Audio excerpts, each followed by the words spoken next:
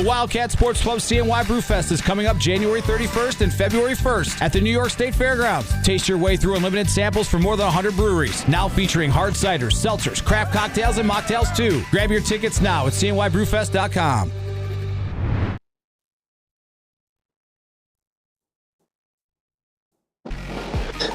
What's going on, everyone? Hope everyone had a good holiday yesterday. Now we're back in it. We usually go every Monday, but we're here on the Tuesday following the holiday. Man, what's going on? How's everything going? Everything's going good. Just over here cold. There's a cold front everywhere, so I can't. I know it's way colder up there with you are, so I can't really do too much complaining, I'm sure. We talked about it this morning. The DC cold and the Syracuse cold. Those are two different colds right there, man. We might be in the negatives over here, man. Yeah, no, it's not that cold up here. It's cold, but not negatives. That's a whole different level of cold.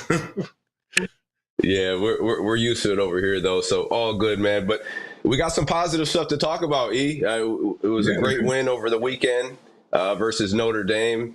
I guess give me your perspective on the game, what happened, first half, second half, and what went wrong in the first half, but what went right in the second half.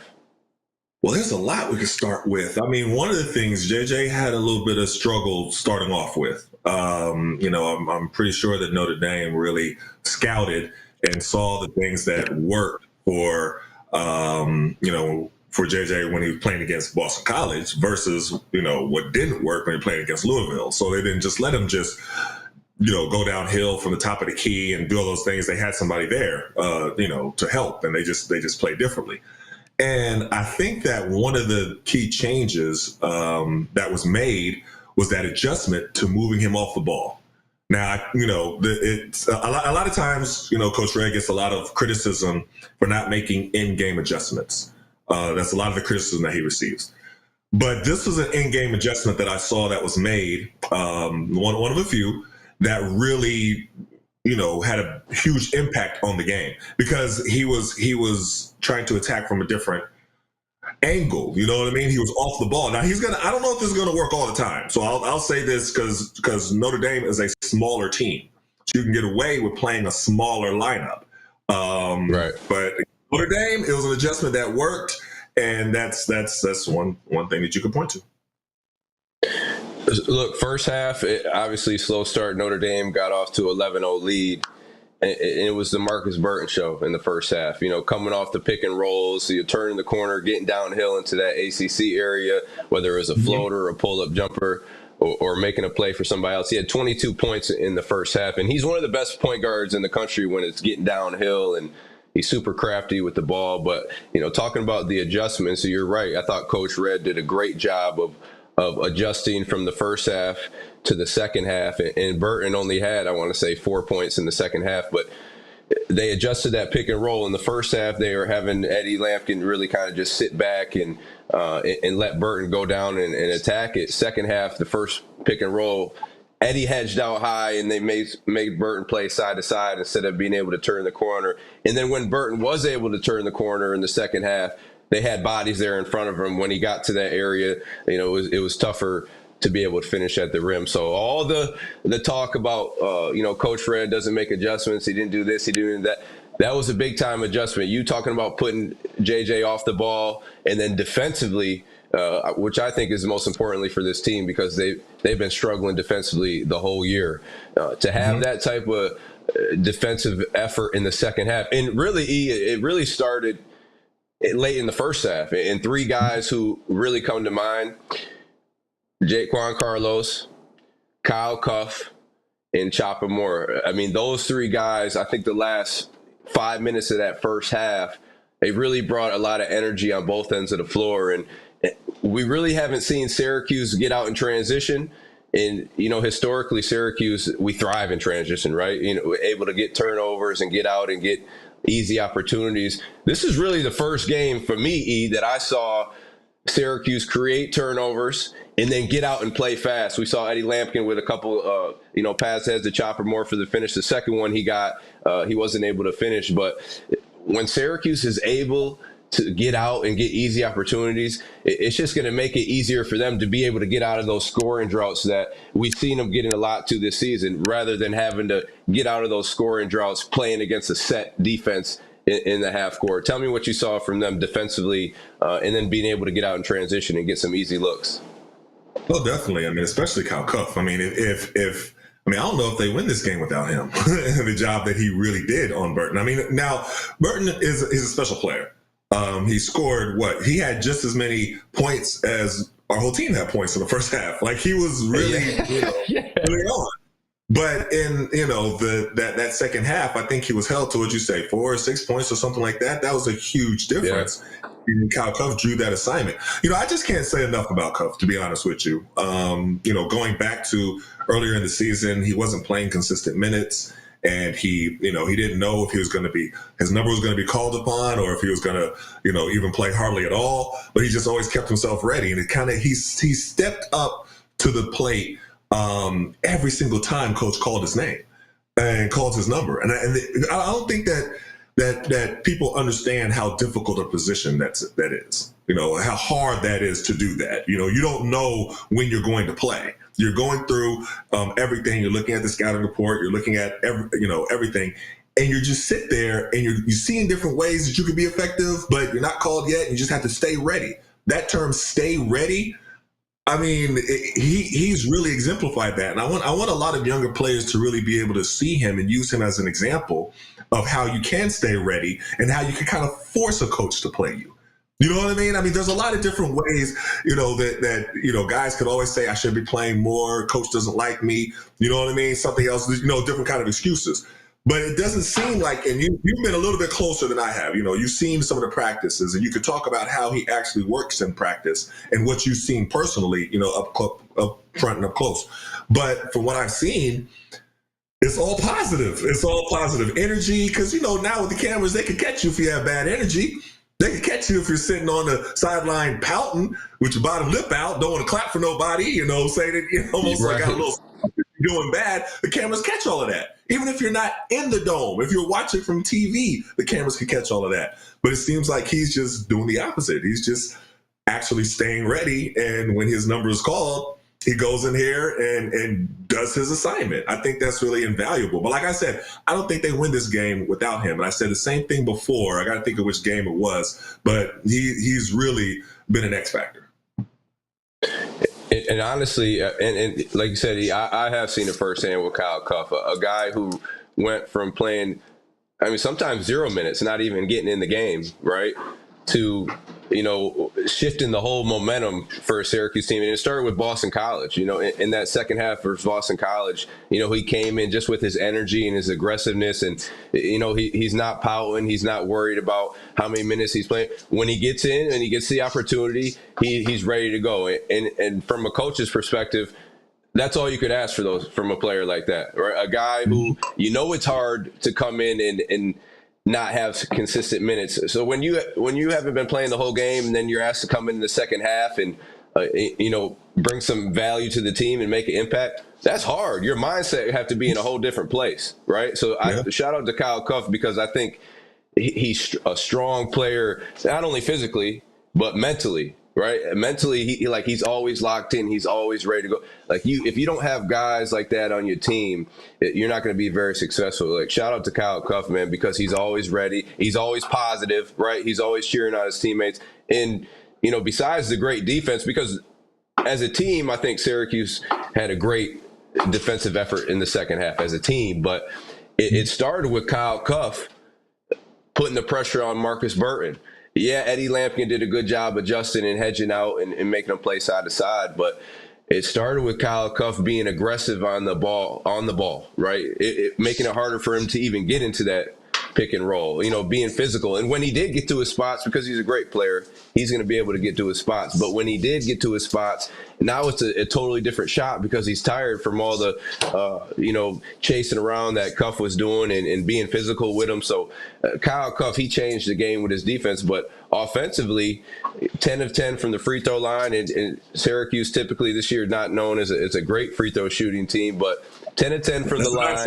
Right? Yeah, exactly. 10 of 10 for the line. And a few of those free throws were clutch, like really needed those. So again, it goes back to his mental side and his mental part of his game where he's locked in and he's not worried about, how many minutes he's going to play. When I get into the game, I'm going to go ahead and give everything I got. And Kyle Cuff, he's been an example of that throughout the whole year. You mentioned free throws, and I mean, free throws have been horrendous for us, and I don't understand why. Like if it wasn't for Cuff, and I don't have the numbers in front of me, you could tell me if you have them. But take Cuff out of the equation. What was our free throw numbers? You know what I mean? Against Notre Dame, like we can't be successful missing that many free throws. I mean, we have to be able to lock in and knock those down. Those are gimmies. Those are free. But he was 10 for 10. You take him out of the equation, what was our free throw percentage? I'm going to tell you right now. So in that game, we were 21 to 34. You take away his 10 misses, or excuse me, his 10 makes, we're 11 for 34 from the line. We can't do that. We can't do that. No, we can't do that. We got so basically he saved us, just by hitting those 10 free throws. Every single one was important. Real quick, we're gonna take a commercial break and we're gonna come back. We're gonna talk about the rest of the second half and some guys I want to talk about, Jaquan Carlos and Chopper Moore. We'll be right back.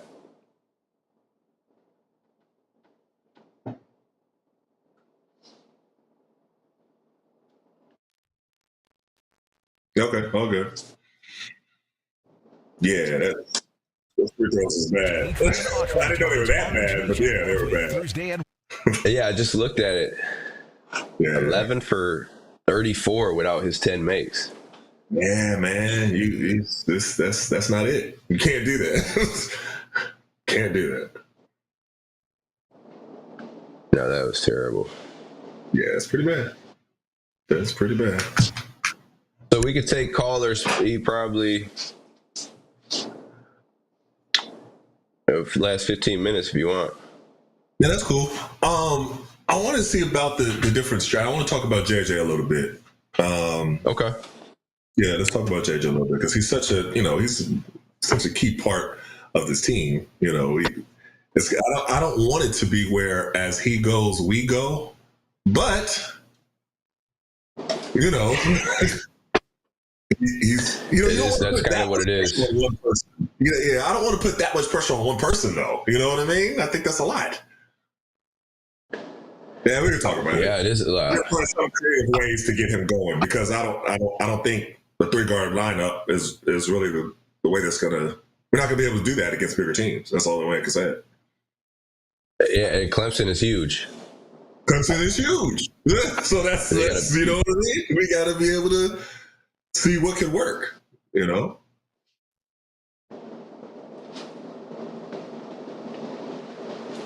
Yeah, Clemson is good, man. They got, not only they're big, but their guys are talented too. They got the transfer from Cincinnati, I think, Lock-in. Mm-hmm.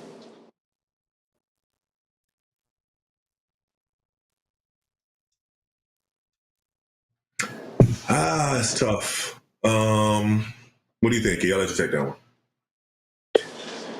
Right now you like what he brings off the bench, just the kind of the spark that he brings. Yeah, it could be a conversation, but I don't know. I think he's comfortable coming off the bench and adding that spark. I don't know. You want to. Chopper played well. He played better. It's a conversation for sure. Yeah, I think it's a conversation. He's been that spark though.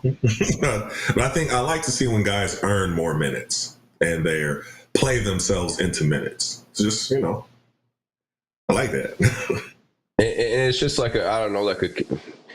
look, he's been, the lineups kind of have been all over, but it is I guess a chemistry thing or whatever, guys knowing where they're going to be. And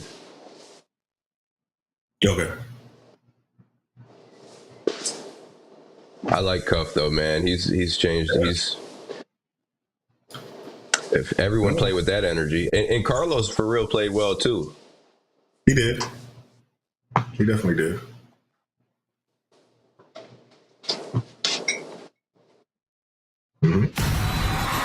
Catch your favorite ESPN Syracuse sports talk shows on QSportsTalk.com. This is the Etan and Devo Show. Here are former Syracuse standouts Etan Thomas and Eric Devendorf. Hey everybody, welcome back. So during the break, we talked about JJ a little bit in the adjustments that Red made with him playing off the ball. Give me your take on that. That was something that you thought was really critical in the win versus Notre Dame. Yeah, I mean, like I said, JJ wasn't really getting it going here in the beginning, and taking him off the ball was, one of those key adjustments that I think was made that really affected the game. But my question is, are we going to be able to do that moving forward? Clemson, as you said during the break, they're a different team. Their makeup is different. They're not like Notre Dame. Notre Dame has a smaller backcourt. You could get away with that with Notre Dame. So we have to come up with a strategy. Well, the coach has to come up with a strategy of what's going to work moving forward against a bigger team. I know a lot of the criticism against Louisville was that the offense looked a little bit too stagnant. Too much standing around and passing and then trying to force it to JJ. But the thing about it is, I think Coach said something like this during the press conference. JJ is going to have to score. They're not going to win many games with him scoring 4 points or whatever, how much he scored against Louisville. One for 7, 4 points, against Louisville. Yeah. They're not going to win many games with him. He is the guy. So they have to figure out ways to get him going. But what are they tried? You saw what worked against Notre Dame. They moved him off the ball, and that worked. What could be a strategy that could work moving forward against somebody like Clemson? Well, I just know against Clemson, you're going to have Eddie Lampin's going to have to be a threat. You're going to have to put pressure on Clemson's front line. They got a huge team with the lock-in, the transfer from Cincinnati. Obviously, Shefflin, who's an all-ACC player. But you got to attack those guys on the defense side when they're playing defense. Same thing with Tay Davis, Notre Dame. He's a guy who offensively, he's really good. When you have a guy like that who's really good offensively, you have to attack him defensively and try to get some of his energy, on that end. So come offensively, he doesn't have as much energy. You don't want to let a team like that hide their best guy, right? You want to be able to try to attack them. So Eddie Lampkin, Jair Davis, and I think both are capable. You saw when Eddie gets the ball, he's a smart player, right? He has some great passes. He's patient. He lets guys kind of, cut through and he sees what's open. But for me, offensively, he has to be more aggressive. How can you take the load off of JJ? Because he does have to score the basketball. If he doesn't score the basketball, Syracuse isn't going to give themselves a good chance to win the game. But you got to find other guys around. And we talked about Cuff bringing energy and, Chopper Moore shooting the ball.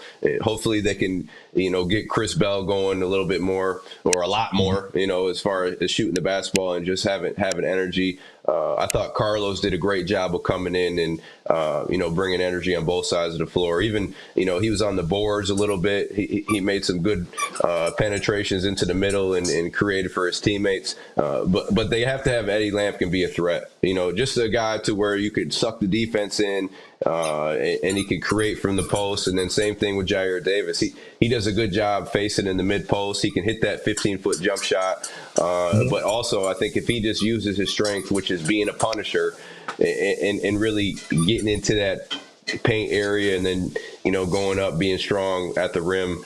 Those are two guys that I think have to be aggressive. If you don't have your perimeter guys, helping JJ out, they need to be able to go to Lampkin and Davis just to be able to create some type of other offensive threat.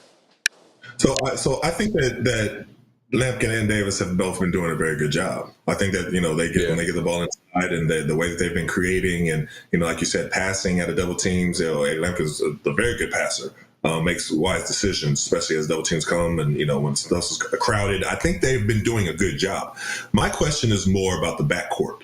So, are you going to be able to move JJ, off the ball against bigger opponents? And that's the question mark that I have. Is he going to have to be effective at the point, or that aspect of it? Because I worry about that. Like I said, it worked against Notre Dame. I don't know if that same strategy is going to work against Clemson just because the makeup of the team is different. But that's what I mean. What do we know that he likes to attack from the top of the key. We saw what worked, you know what I mean, against Boston College. We saw that, but other teams saw that too. So they're going to scout and they're not going to let him do that. So how are we going to get him going when he starts off like he did against Notre Dame? How are we going to get JJ really kind of carry the team? If JJ's off the ball, I mean, if Carlos isn't in the game and making good decisions, I'm putting Cuff right there at the ball. Honestly, I just like what Cuff brings as far as his aggressiveness and his passion out there, his energy and his effort. I'm not really sold on putting Chopper Moore at the 1 right now. I just think he's a guy who, he's around the perimeter. He can make shots. Defensively, though, he did better in this game versus Notre Dame. I thought he did a good job of bringing effort and energy. But for me, if Carlos, you want to give him a chance, but I like Cuff just at that position. I think he's capable of making decisions, but he's stronger at the 1. He's more explosive getting to the rim. He's shown that he can knock down the open 3-point shot. And he's a guy that, honestly, he's just been changing the game with his energy, So if you give Carlos a chance, and if not, I'm putting Kyle Cuff at the 1 because you can't have all 3 guys there at the same time. Like you said, it can't be JJ, Cuff, and Carlos. It has to be one or the other. It has to be JJ has to be in there, but then it's either Cuff or Carlos. And how I'm looking at it right now, I'm taking Cuff. I just like what he brings to the table. And then defensively, he's strong enough to keep those guys in front. Carlos did a better job defensively, but I just think Cuff, he brings a different physical presence.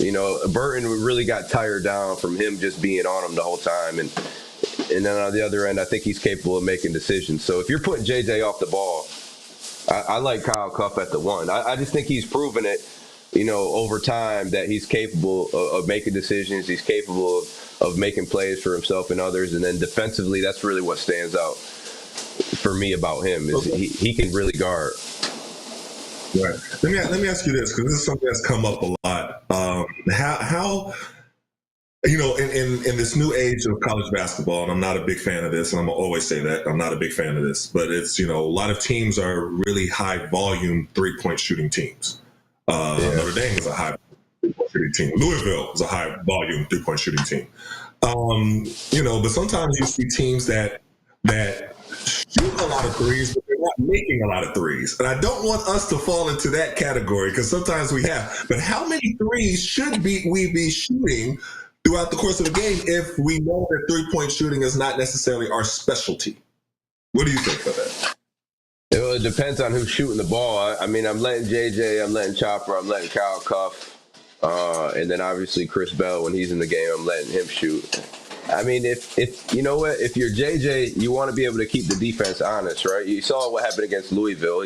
They just put bodies in front of them, and then after a while, there was no lanes for them, no angles, anything like that. So you got to be able to hit jump shots to keep the defense honest and spread the floor and create angles on the drives. But honestly, 15 to 20 a game. Okay. They were 8 for 24.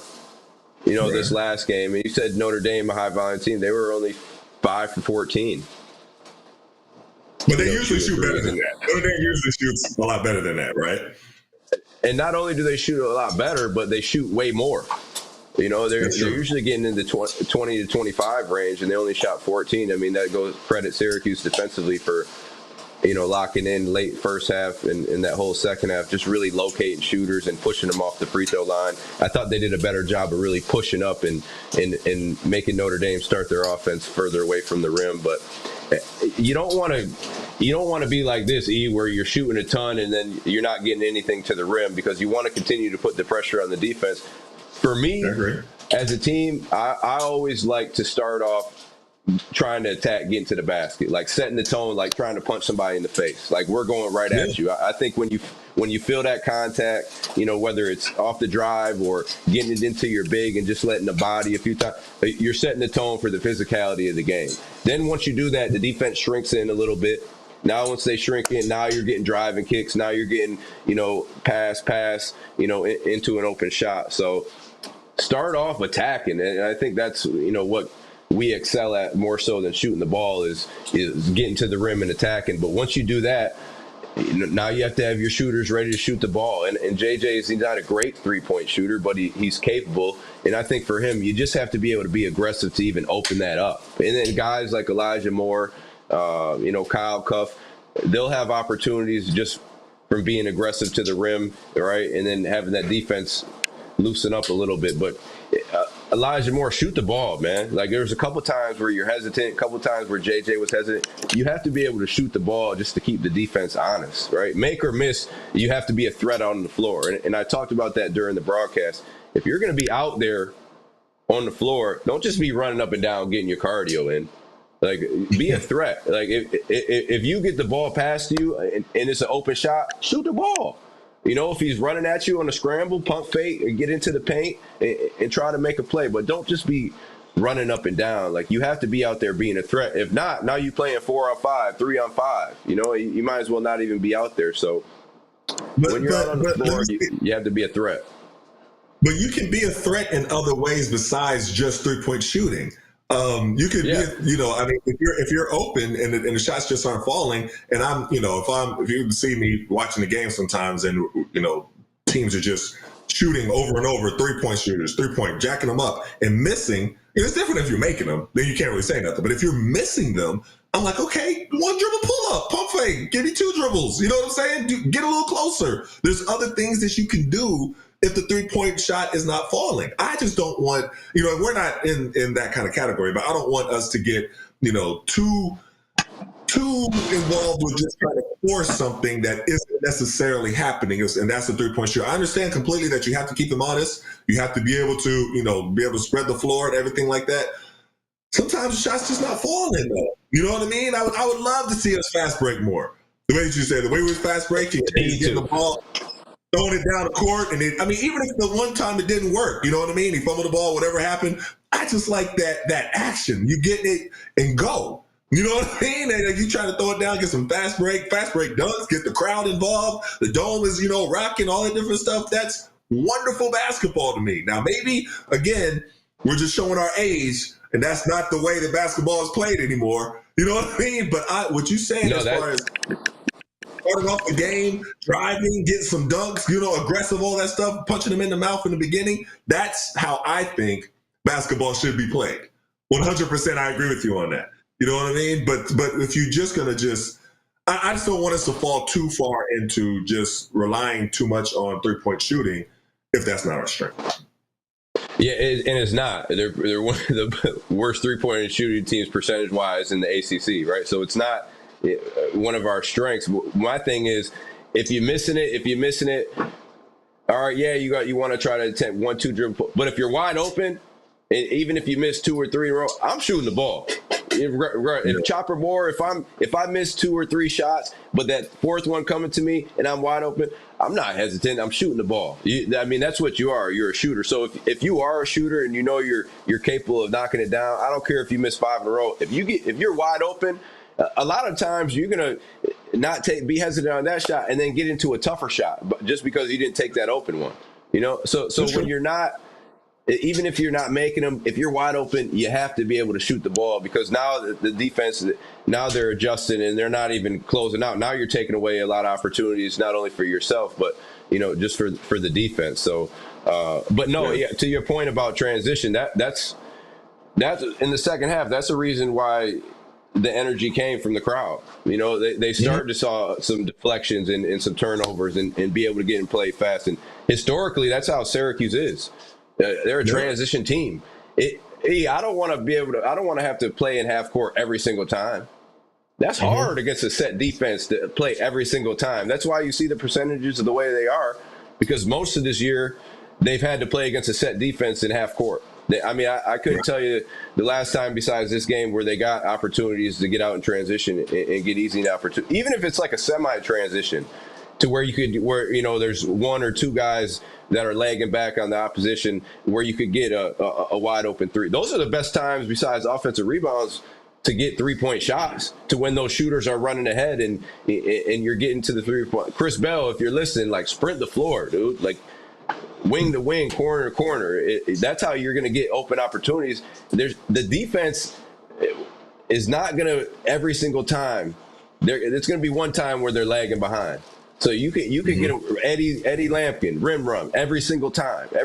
You're going to get an easy bucket just by running the floor hard. And I think Syracuse did a good job of that in the second half, and it was all started by their defense. But we got to take another break real quick. We'll be right back. Finish talking about the win versus Notre Dame over the weekend. Tomorrow.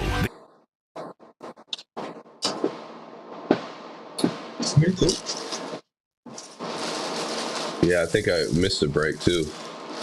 Oh, did you?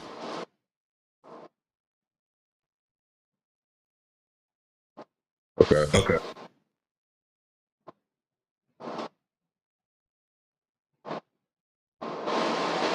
Okay, and then come back. You want to take callers, E? Well, 42, that's a quick one. So when we come back here, that's going to be a quick segment then. Yeah.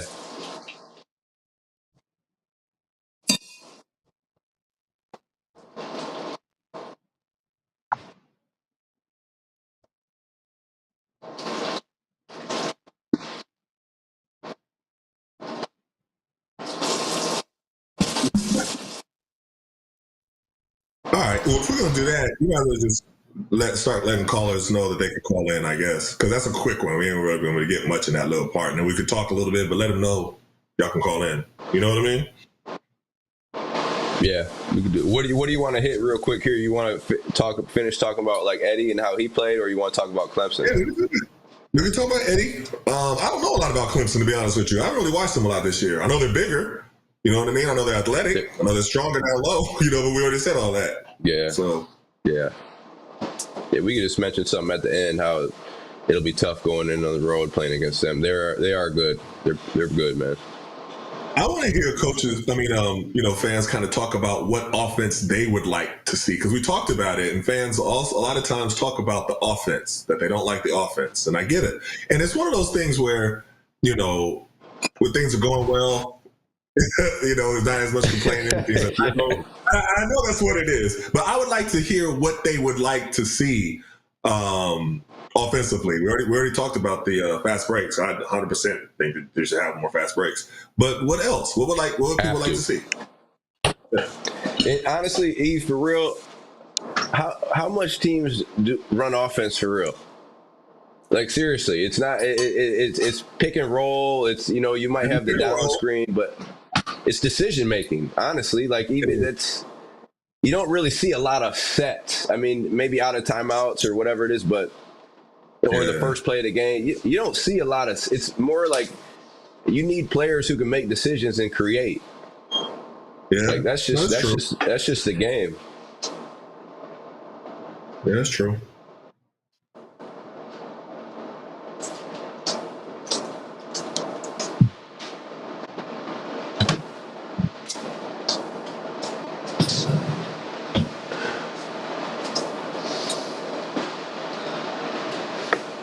No, Pat, what side? Pat, what games you watching, man? Where they're running a set every single time down the floor? I'm looking at the chat right now, E. Oh, okay. What are you talking about?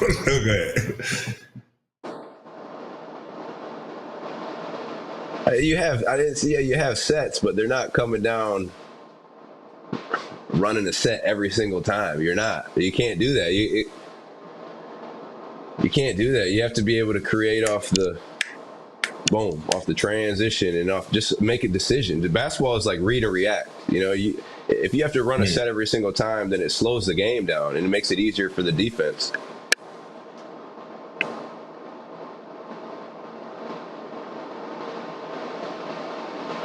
Yeah, not the whole game, Pat. I get it. I didn't say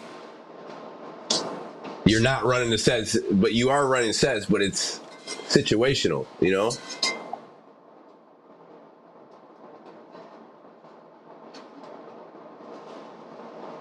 I get what you're saying, Pat.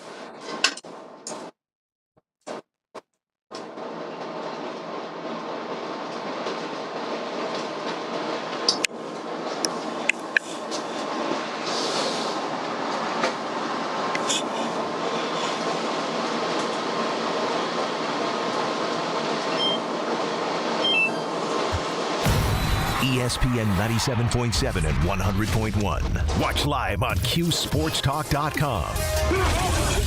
This is the Etan and Devo Show. Here are former Syracuse standouts Etan Thomas and Eric Devendorf. Welcome back, everybody. Quick break. We got one more quick break after this quick segment, and then we'll get into our callers. So if you have any comments, if you have any opinions, and if you think you know what offensive set Syracuse should be running, call in. We'd like to hear that. And I'm sure it'd be a lot of people who have a bunch of different opinions. But, I want to talk about Eddie Lampkin first. You know, a guy who's been catching some criticism, but he's averaging over his last 8 games, averaging almost 10 and 10 or 10 and 11.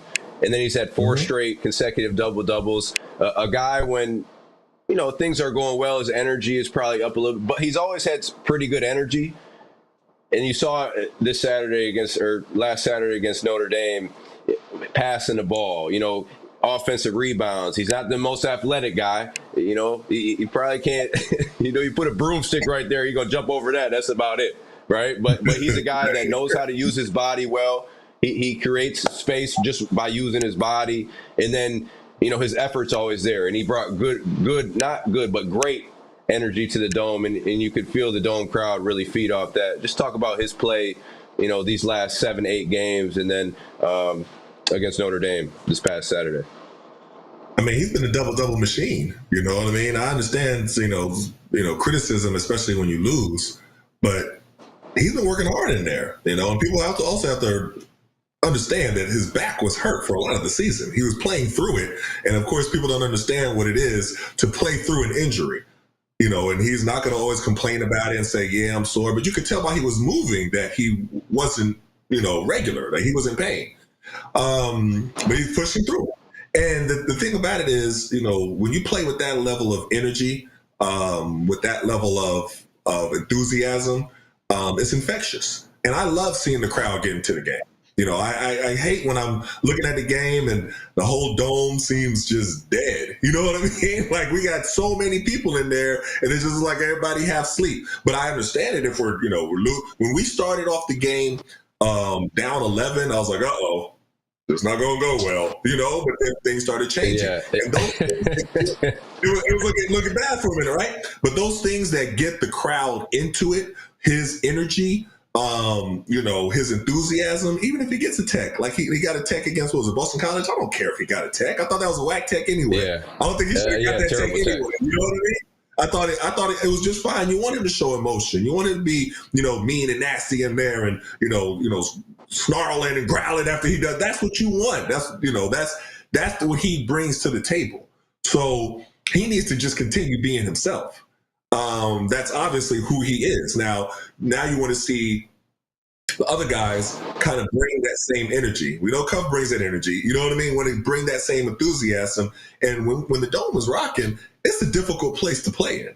Like, other players will tell you. Now when the Dome is all quiet and half asleep, then they're like, oh, this is just a whole lot of quiet people. Ain't nobody worried about them anymore. But when the Dome is rocking and everybody's enthusiastic, that's what makes the Dome special. So, yeah, I love the way Eddie plays. I love what he brings to the table. And I want to shout out the Dome crowd, too, because I did the game with my guy, Doug Sherman. And I've done some games this year where, let's be honest, it was not looking good in there. They announced it, hey, 14,000. It was not 14,000 in there. Trust me. Let's be, and I get they gotta put the number a little bit higher, but I don't know what the total number was Saturday, but it was close. It had to be between 20 and 25, maybe 19, 20, 21, something like that. But it felt like a lot more, and they stayed throughout the whole game. The last game versus Louisville, it was 5 minutes, 6 minutes left. People started leaving. All right, and rightfully so. You're trying to get to your cars. It's cold. You want to beat the crowd out, get going a little bit early. But shout out to the Dome crowd for staying all the way through and talking about the energy that Eddie brought. He really fed off that crowd in the Dome. And who's the guy that besides Eddie, besides Kyle, that really needs to step up with that energy? For me, I think JJ needs to continue to keep getting outside of himself as far as like he's not a guy who's really vocal or who wants to, but you're the man. Like I think about guys like Grant Hill. I mean, you would know more than me. Grant Hill is a guy who's like, he's the man on his team, but he wasn't really a vocal guy, right? He was more of I guess they would say a nicer guy, but he had that dog in him though. Don't get it twisted. He had that dog in him. But I would just like to see JJ, even something as little as, get your guys together at the free throw line.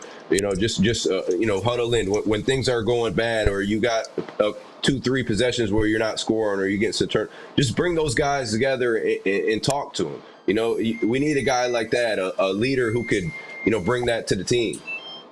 Yeah, I mean, it's a lot on JJ's shoulders. To be honest with you, JJ, you don't want to say that the team kind of goes as JJ goes, but that's kind of the situation that we're in. To be honest with you, I mean, Coach said it. If JJ's scoring 4 points or something like that or whatever is in Louisville, he's like, we're not going to win many games. And so sometimes JJ's going to have to even take maybe a bad shot or two because that's a shot that they need him to take. And that's a little bit of a difficult thing to really rationalize because he is the guy that needs to be able to shoot at a high volume, whatever kind of shot that it is. And so, of course, his strengths are driving, getting downhill, especially going from the top of the key. We know all of that. But sometimes you're going to have to shoot that. You know what I mean? Like if you missed the first three, he's in a different position. Like he has to be able to be aggressive. He cannot turn into being like, oh, this is not my night. Now let me just sit back. You're the guy. Every night has to be your night. You know what I mean? And that's a tough position to play. When you are the guy, that's the position that you're in. 1 for 7 against Louisville. So 7 shots. It means he stopped being aggressive. He took 20 shots against Notre Dame. So a big difference. He kept being aggressive, especially in that second half. We're going to take one more quick break, and then we're going to come back and we're going to take callers, see what offense these guys would run. Hey, this is...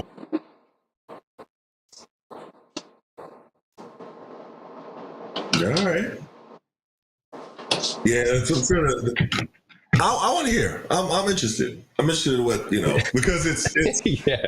You have I don't want to say limited options, but what do you do when JJ's not on? You know what I mean? Like what? And you can't go small like you did against Notre Dame, because I think that's a little bit of an anomaly. I don't think we're going to be able to do that a lot of times throughout the season. I could be wrong, but looking at other rosters, going that small for a long stretch, I think that's gonna, not be as positive as as we want it to be. So I'd be interested in seeing what we can do. Like how would you defend us if you were on the team? What would be your defense? How would you defend us if you were the opponent?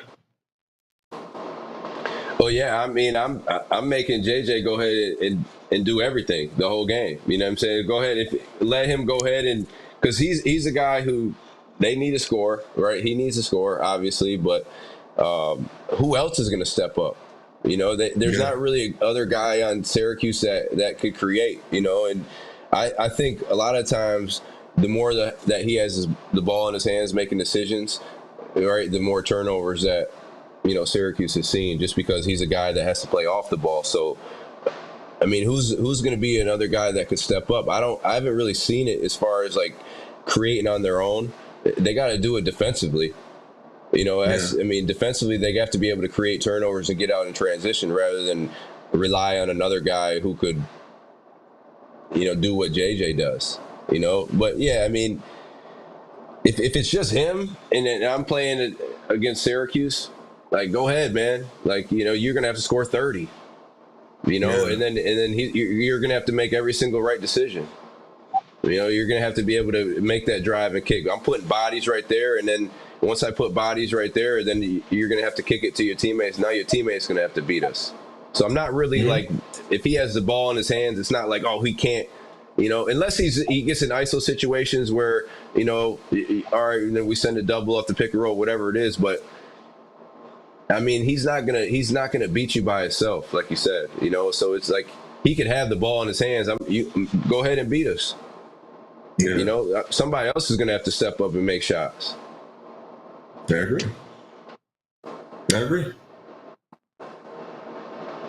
I put our zone Honestly, I'd pack it in, Yes. Yeah. Right. Because who's going to, who's shooting the ball for real? Straight Syracuse zone.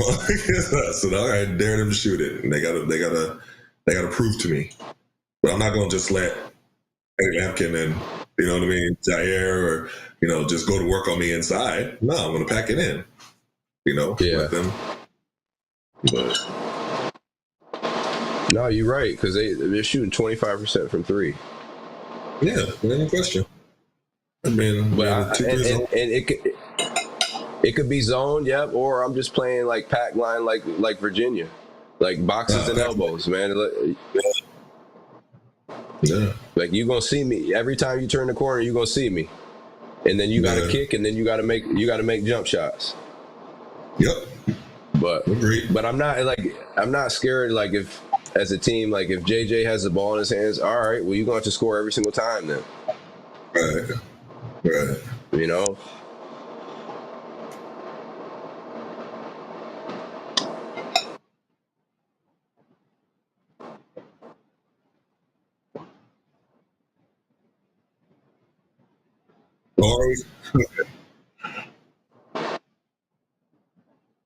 Yeah. Okay. Oh, no.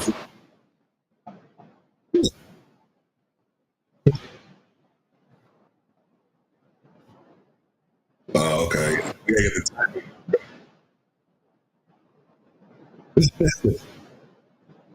Sports talk shows on QSportsTalk.com. This is the Etan and Devo Show. Here are former Syracuse standouts Etan Thomas and Eric Devendorf.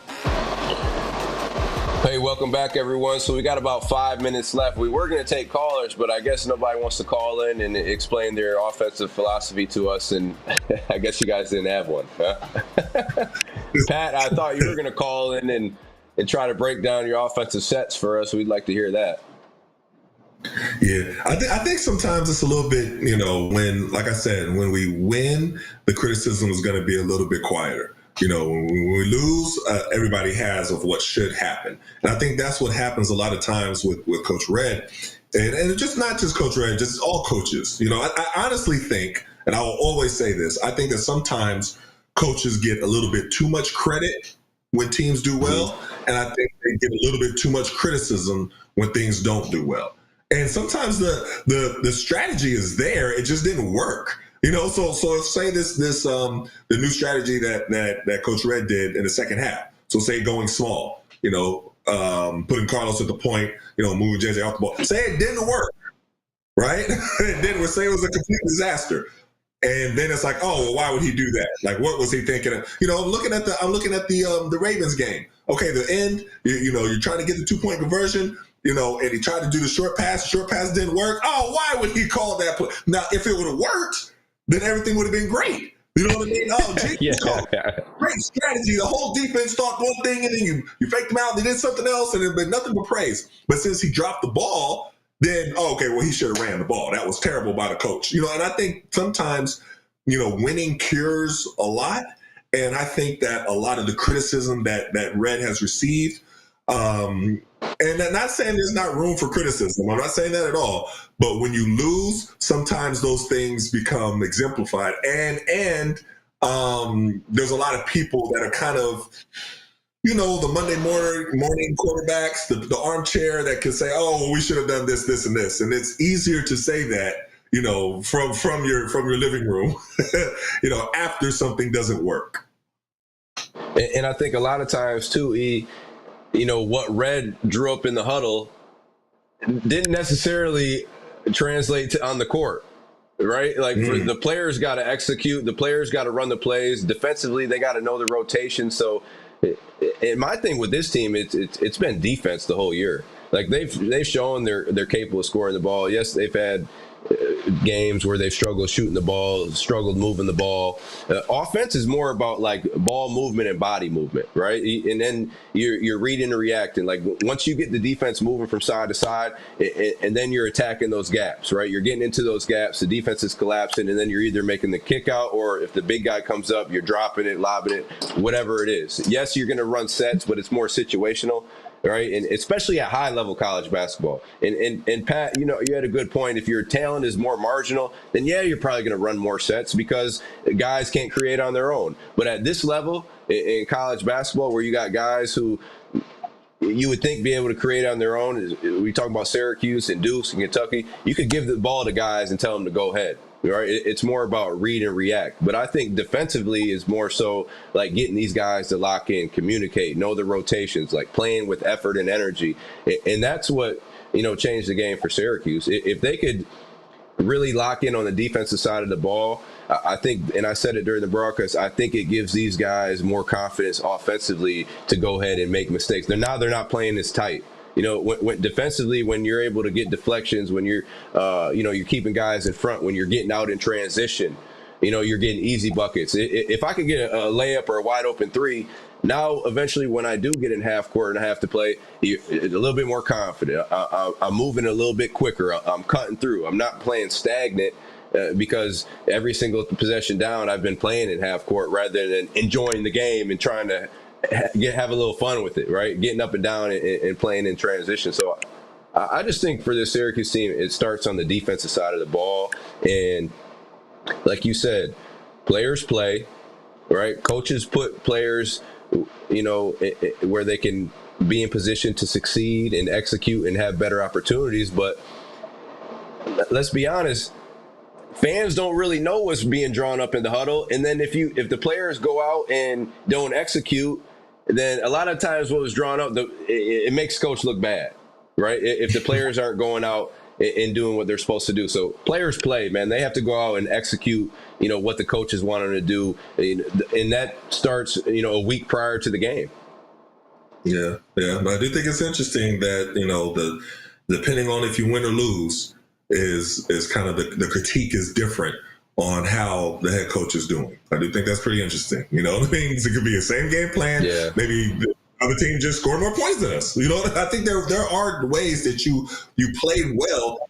You just didn't win the game. You know what I mean? But you actually played well. But, we'll see. We'll see as we keep going.